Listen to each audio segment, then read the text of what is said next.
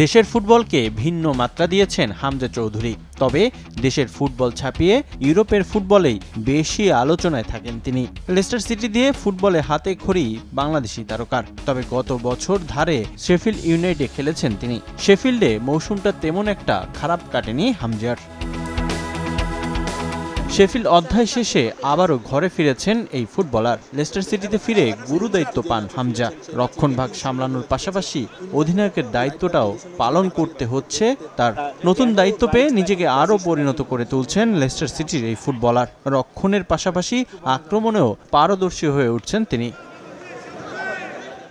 নতুন মৌসুমের শুরুতেই পেয়েছেন গোলের দেখা, যা দিয়ে ইতিবাচক বার্তা দিচ্ছেন তিনি। হামজার দুর্দান্ত পারফরমেন্সে যেন আশার আলো দেখছেন বাংলাদেশি সমর্থকরা।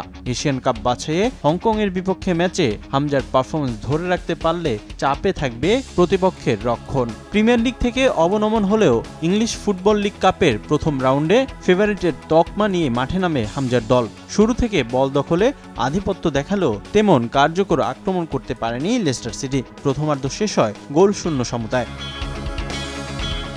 অবশেষে ম্যাচের ডেডলক ভাঙে 54 মিনিটে।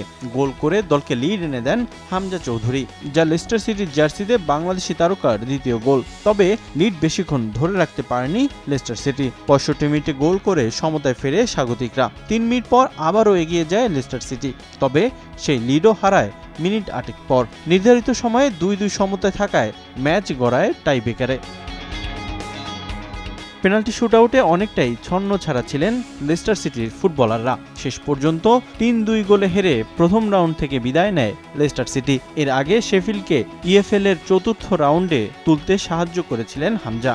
এবার প্রথম রাউন্ড থেকে লেস্টার সিটির বিদায় অবাক করেছে সবাইকে। ম্যাচ হারলেও প্রশংসনীয় পারফরমেন্স করেছেন হামজা চৌধুরী। রিফাতুল ইসলাম মিরন, সময় সংবাদ।